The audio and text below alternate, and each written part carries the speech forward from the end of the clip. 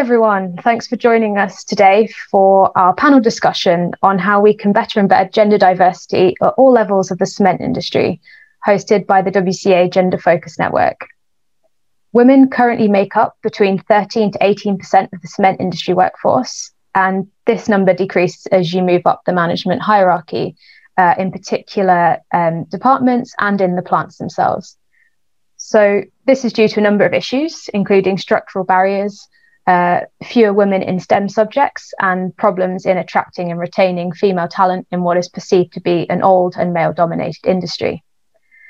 WCA set up the Gender Focus Network in 2020, and it has 4 key aims. Firstly, to improve the representation of women within the industry, to encourage our member companies to implement gender diversity programs and strategies, to create a space for sharing best practices, and also to foster women's empowerment and professional development. So I'm delighted to be joined today by our 5 panelists. So firstly, we have Faith Mazinga, who's Head of Legal, Risk and Compliance at PBC Zimbabwe. Christy Gamble, who's Senior Director of Sustainability at Carbon Cure in Canada. Ma Xiaomei, Assistant Director, Pyroprocess Engineer and Researcher at Sonoma Tianjin Research Institute in China. Berchin Temu McKenna, Head of Cement Process and Systems Research and Development at FL Schmidt, Denmark. And Harsh in HR Training and Development at JK Cement, India. So thank you again for joining us.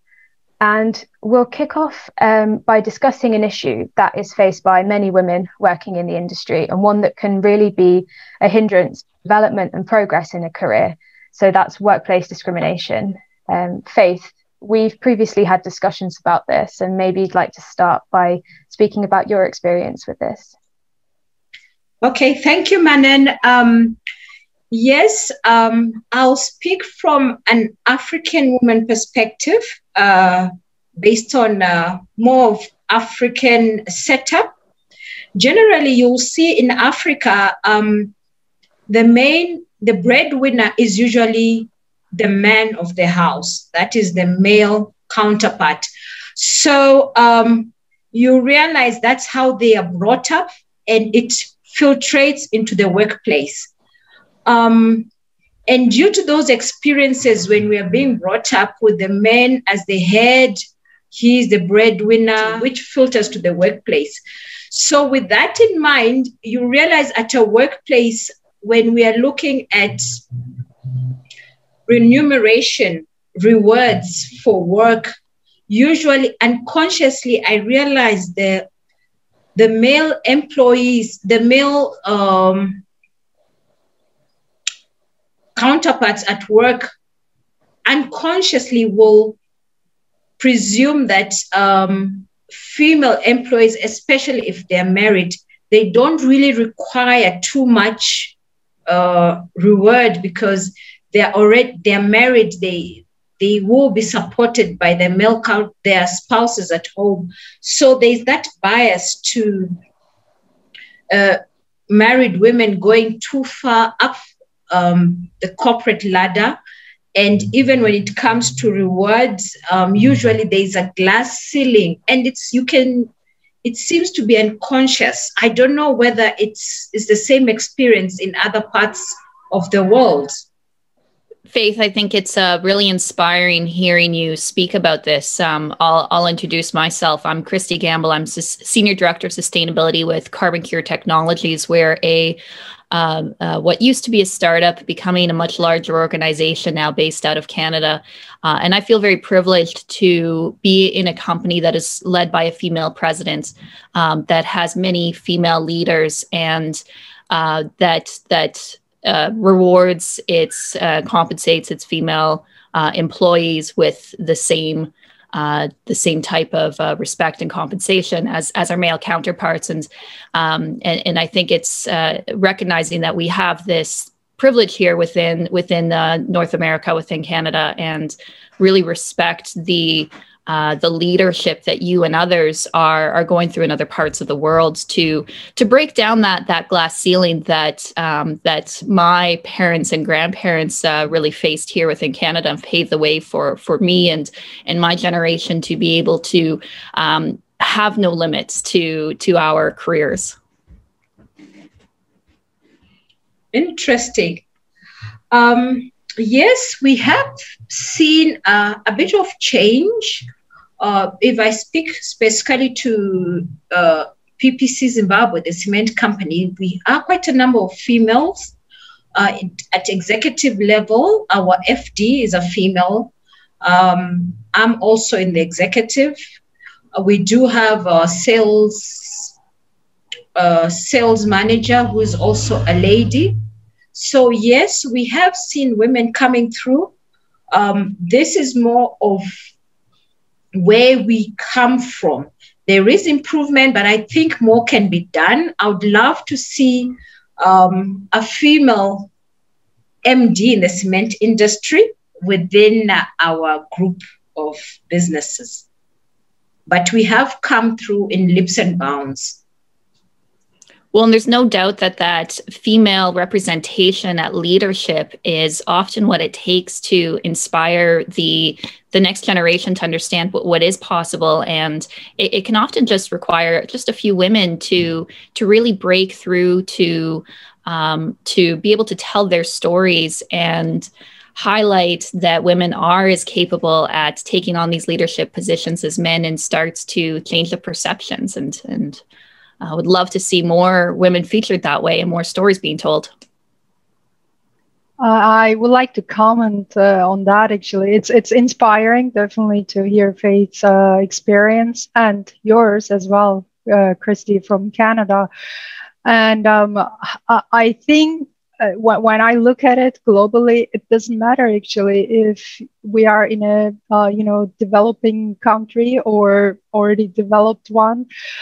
There are a lot of cultural, religious, and traditional barriers that still exist everywhere. So it's unfortunately not easy to say, we have done it here. We haven't done. If you look at the picture globally, women are really underrepresented, and there's a lot of work to be done ahead of us. And role models definitely matter. And I believe there are a lot of talented, skilled, intelligent women who can just do the job that any man can do better, probably. So it's a matter of putting that conscious effort to bring the role models in place and actually make it visible, right? Yeah, just on that, Harshit, I was wondering how in an HR department, how you could position women as role models and develop training programs and other resources to help women advance through their careers.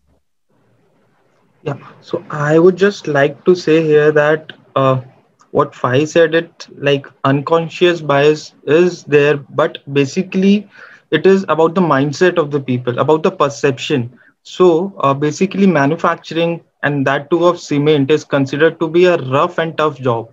Like whether a person is working in the manufacturing unit, which are in the rural parts away from the populations, or whether a person is working in the sales or marketing team, in which the network of the dealers that we have in India are considered not to be very much educated. They sometimes also use rough languages. So, but this is the perception that the people have, which is a very wrong perception that I feel and my company feel from that part. So to tackle this, what we are doing at our company level, or what we are doing, is that we are educating and creating awareness among the people about this mindset, and by creating and showing them success stories of women. So in my HR team at my corporate office, 75% of the people of the HR team are women. And one of my manufacturing units, new product development, the research unit, is headed by a female. Head of marketing in the loyalty programs in my company is a woman.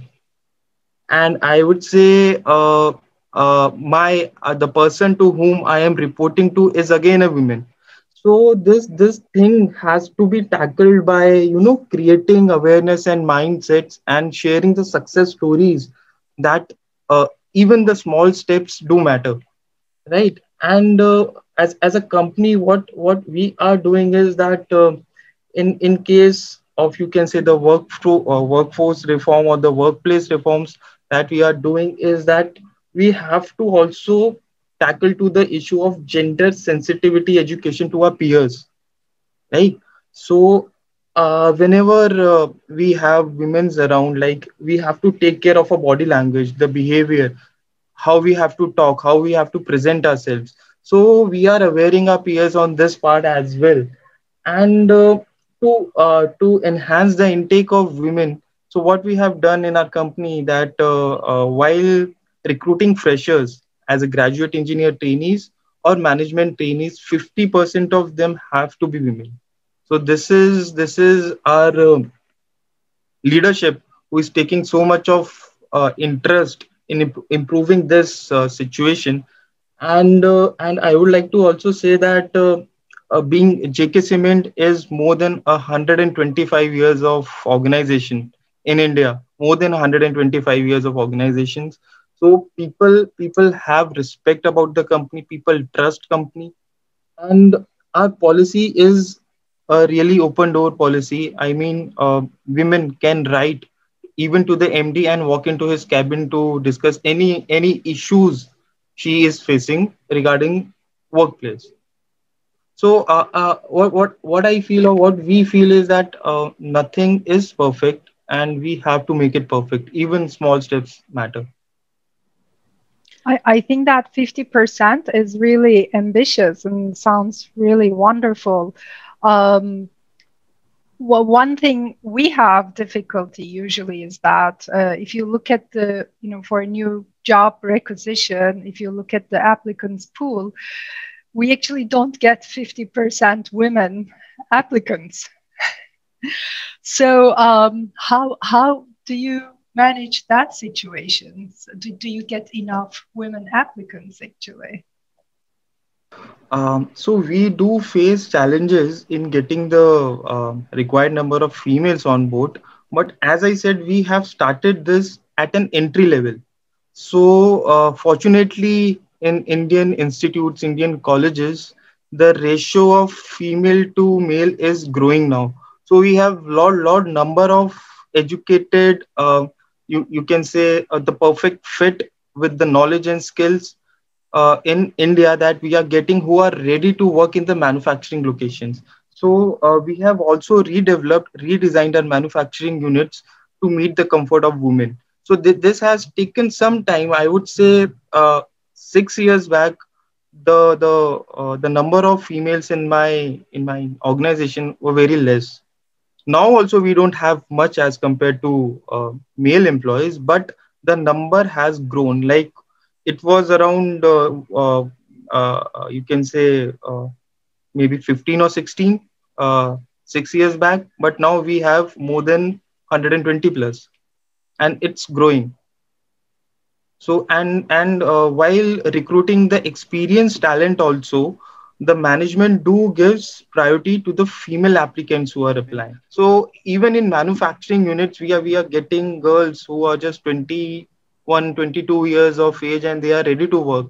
And even they are ready to work in shifts because our plants are running 24/7. But as a word of caution, we try to put them in the journal shift only, that is 10 to 5 1. Harshit, I also have to agree with that. Really admirable recruiting practices, and it's wonderful. And I'm curious if you have additional practices to retain women and to provide training and support as they advance in their careers in order to help guide these women towards senior leadership positions or technical positions. Yeah, see, we first of all, we do have training programs not only for women but for every employee in our company, and especially for women's, we have some specific training programs. So in India, we do have this society of ISAPs. So it is known as Indian Societies of Applied Behavioral Sciences. So they conduct a week-long workshops which help So we get connected to these societies and develop a curriculum for our people, especially for the women's. And they just go through this 7-day workshop, and it's more of a self-awareness workshop. And coming to the part of like women who feel they are comfortable with us, we have lot of legal committees like POSH committee. Everyone knows about the POSH committees, like to it's prevention of sexual harassment at workplace. And fortunately, in my career of 5 years, I have seen 0 cases of this. That is a good part of the company. And one more thing is that when you increase the intake of women in your company, when you try to increase the intake of women in your company, it acts as a propeller to change the mindset of the people. So in the business of cement, people mindset also gets cemented. This is what I feel.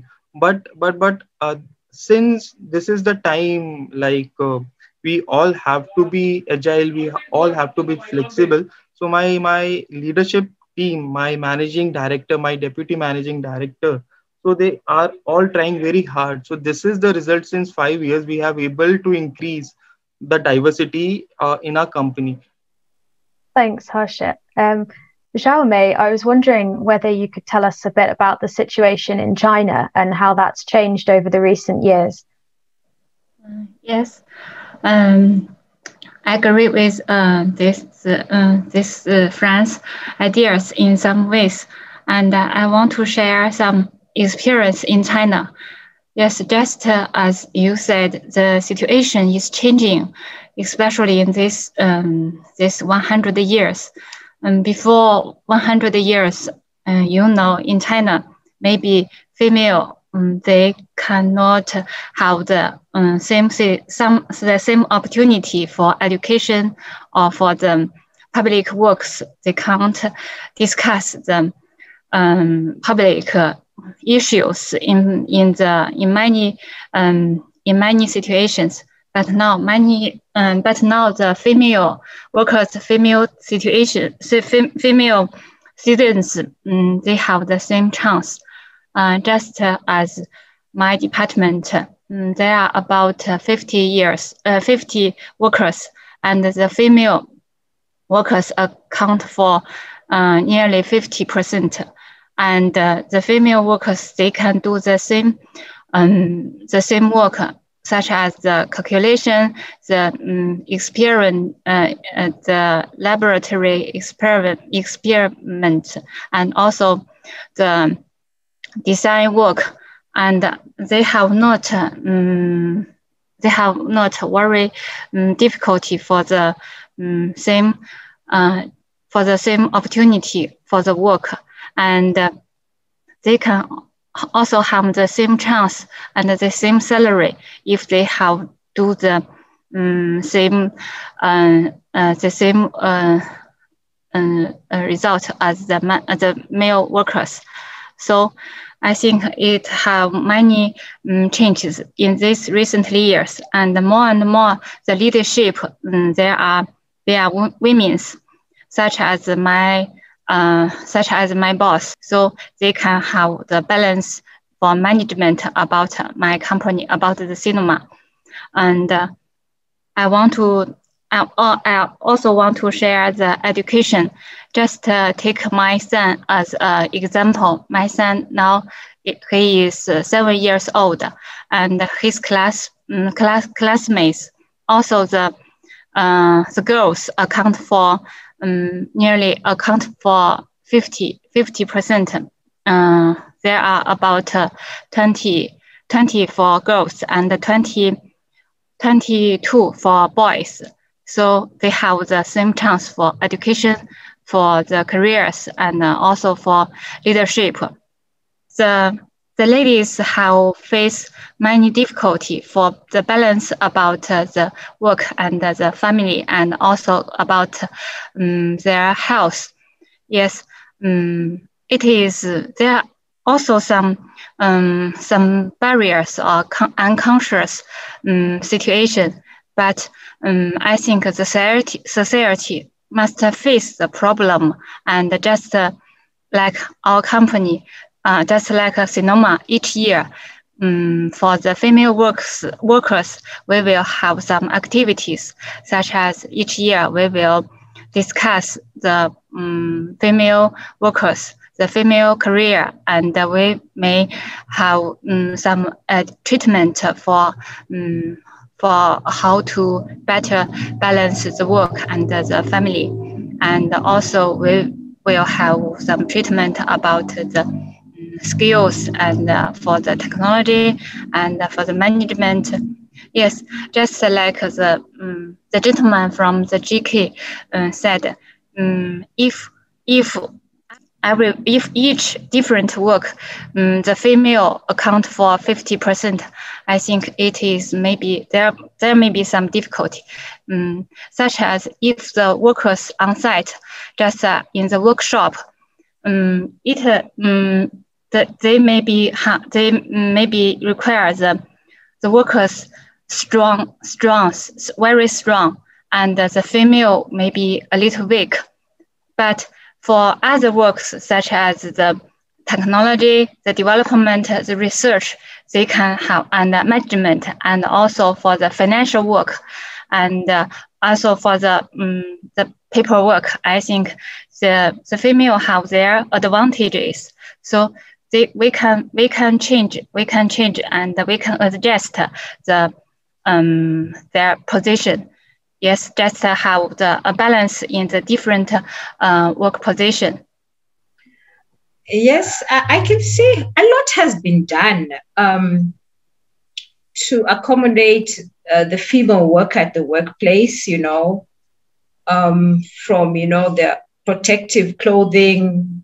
We have it cut to fit the female structure, protective shoes. They've got, a bit of, pink going on and stuff.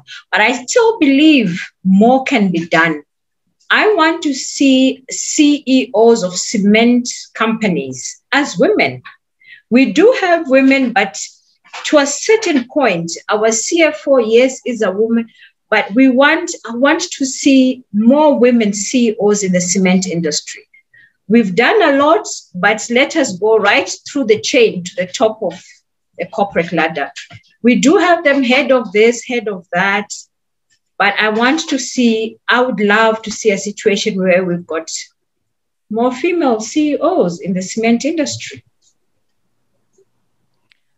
So we had a conversation within Carbon Cure. I invited a number of my female colleagues to have a conversation with me prior to joining this panel, just to see what kind of input my colleagues had. And I really want to thank all my colleagues at Carbon Cure for that contribution.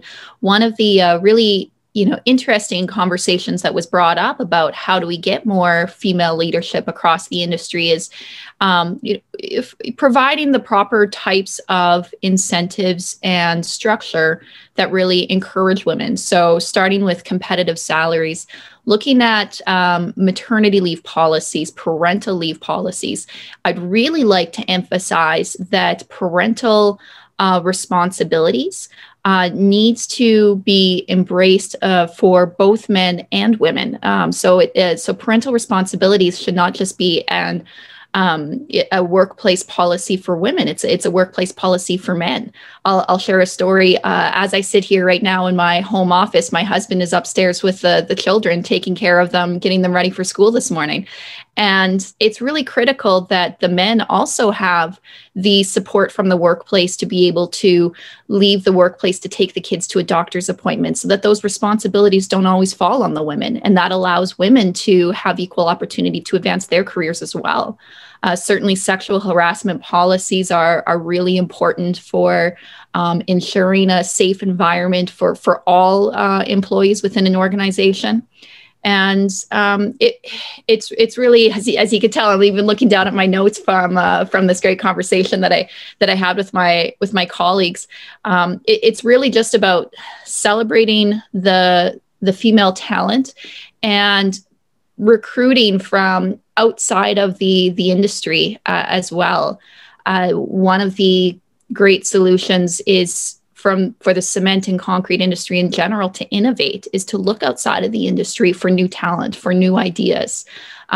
in that process of recruiting to avoid the old kind of jargon of cement and concrete, and provide this opportunity for people who share different perspectives to join, and then provide training so that they understand the nuances and the technical details of cement and concrete.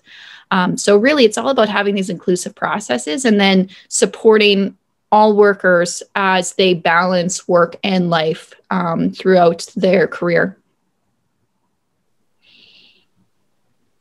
I would like to add a couple of things to that. And I had a similar conversation with our actually chief HR officer just the other day. And when we talked about, how do we decrease the attrition on the way to leadership positions, and how do we retain the women workforce, one of the important points is that making the work really equitable for both men and women. That means in terms of compensation, in terms of policies, and just like you said, Christy, making the parental leave rather distributed equally and taking it from the shoulders of women, and make sure that men are also in that game. Like, I was actually just joking about this to my husband recently. When was it? It was, for the Women's Day, I think on LinkedIn, there were a number of, like, oh, we have this great female employee, and she's also a mother of two. We never see any articles like this for a man saying, here's our great employee, and he's a father of two. I think when we start seeing that, creating that awareness, that means probably we have accomplished something. And unless we achieve the equality at home, how are we going to achieve it at the workplace, really? So, but that again brings, the cultural barriers again. But it's baby steps on the right path. Well, and celebrating the stories of those men who are balancing work and career, and highlighting that that's something to strive for. And perhaps by telling those stories in Africa, we might be able to see that cultural glass ceiling starting to break down. Right. And then coming back from the parental leaves, are we able to provide, the same opportunities to these people who have taken the leave to take care of their kids? Are they able to continue where they left off before going to that parental leave? There's a lot companies can do, but there's also a lot probably governments can encourage with the right type of family policies. It's probably every side has to support it. Yeah.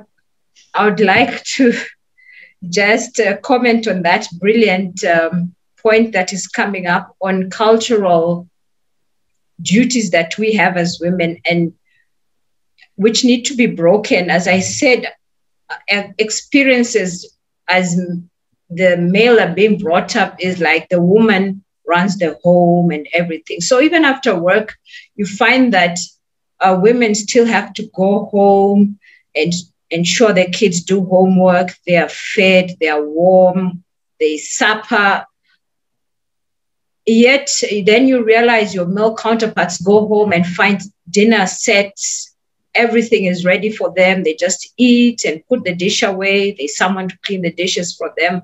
So yes, that is an area where we should try. I don't know how we can go about it. Just advocate a change of mindsets. Let's share duties at home. And also, as my colleague was saying, that we should also celebrate these men, like Christy's husband who's upstairs. They need to be celebrated, and hopefully it will be an envy to others. And we just need to have this firebrand going on change of mindsets, cultural ones especially. my husband also will will also do some assistance about my work. For example, if I have a business trip, and he will take care of the children, and he will do the homework, and he will take care of the activities of my son. And I think many of my colleagues, especially the female and male colleagues, they will do the same situation if one must have the business trip out of the home and for just a few days or more than 1 month, and another one will in charge of the home. I think this is a phenomenon. Maybe our generation must change to suitable for the challenge about the both of the male and the female. Yes.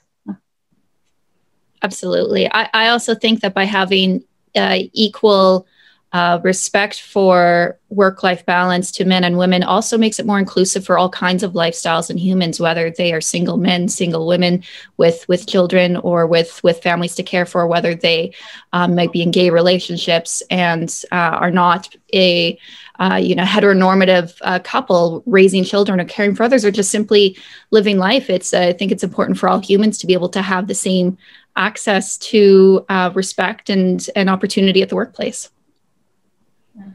Yes. So when we speak of educating children at a young age, how do you think that we can get more girls into STEM and science subjects and engineering that might then lead them to taking part in the cement industry in the future? And what can companies do more of to try and go back to universities and to schools and to try and really promote that from a young age? Maybe I can start commenting on that. There is a lot we can do, but there's also something we have to do. That is the sustainability aspect. If we want to pull the new generation, younger people into these traditional businesses, the only way to enable that is make it appealing. And how do you make it appealing? By showing really the green side. How are we going to transform these, simply polluting or a lot of, manufacturing consumption type of businesses? How do we pull those people is by really showing the sustainability side, I think. And that is something we have to do it. And maybe if we hurry up on that we make it a more appealing industry for the younger generations. And, I'll just agree to that as a prime example. As Senior Director of Sustainability with Carbon Cure, I've been in the cement and concrete industry for 8 years now. And I didn't join the cement and concrete industry with the intention of, or grow up thinking I'd like to join the concrete industry. And in fact, in my job interview, I was asked, what is the difference between cement and concrete? And I didn't know the answer. So there has been a lot of learning since then, as I've gained some quite technical knowledge of cement and concrete and manufacturing. But it was the sustainability element of how do we support this incredible industry in its mission to decarbonize, and the recognition that is very meaningful for the global carbon initiative. And so I think this was really compelling for me personally, and I really agree with that statement.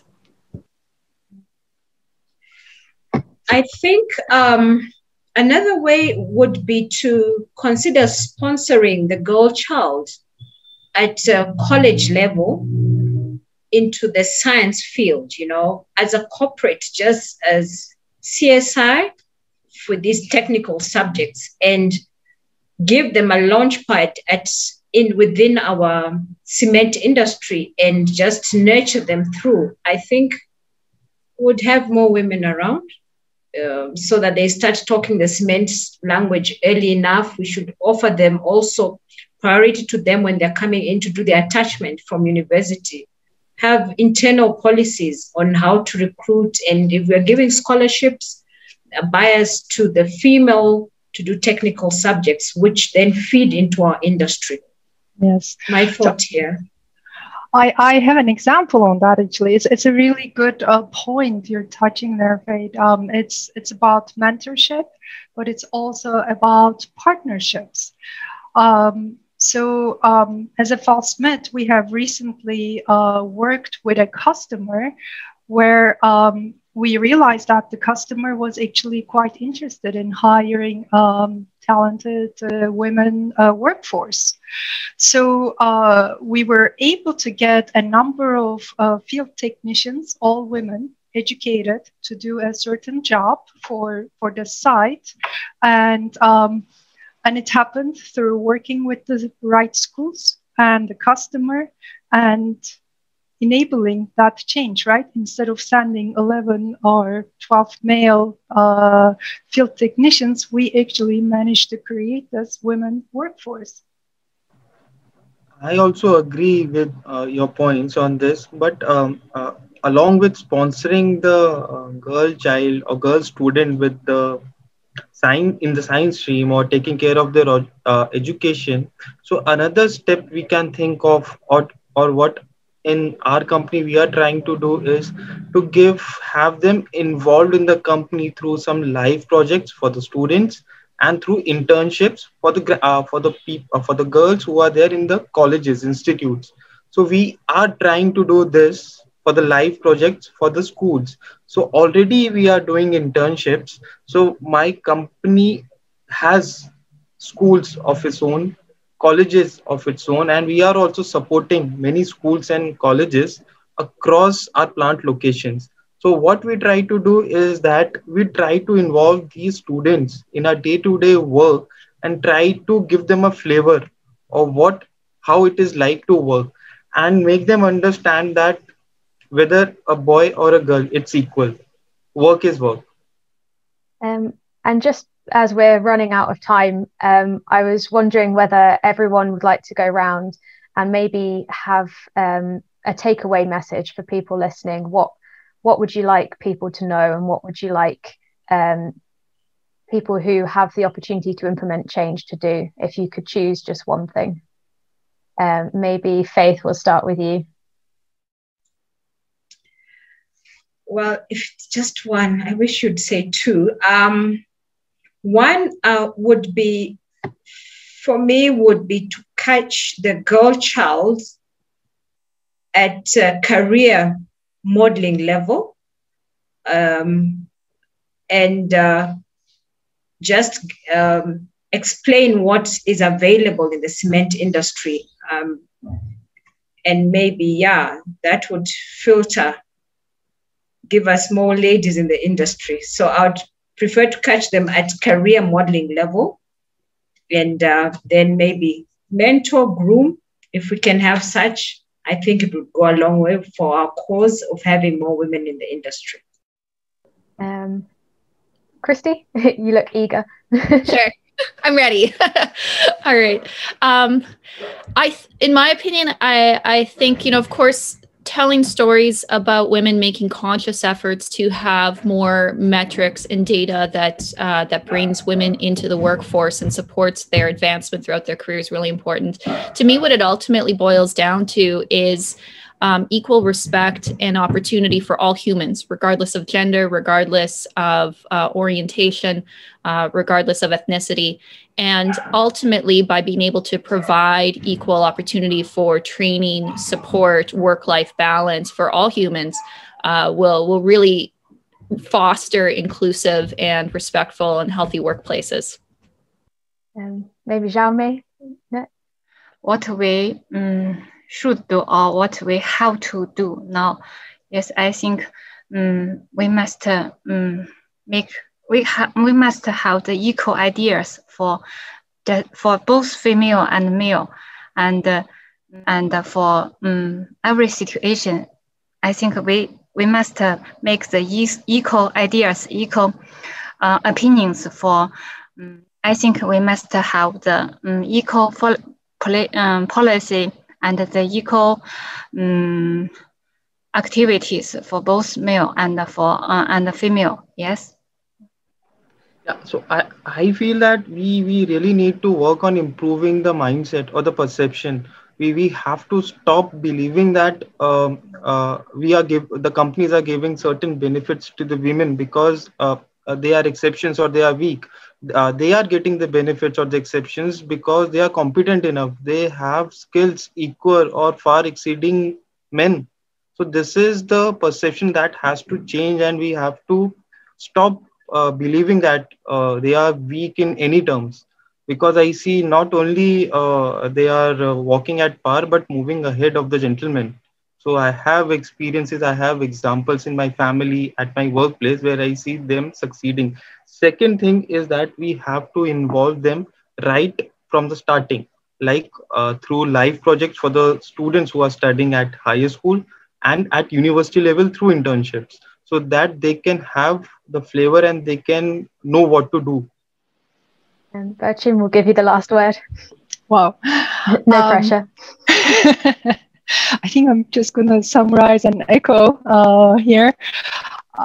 It has to start with equal treatment, equal opportunities, and whatever it takes, to reach that 50% representation at every level, not just the starting or middle management, but at the top management too. So we have to keep pushing for that.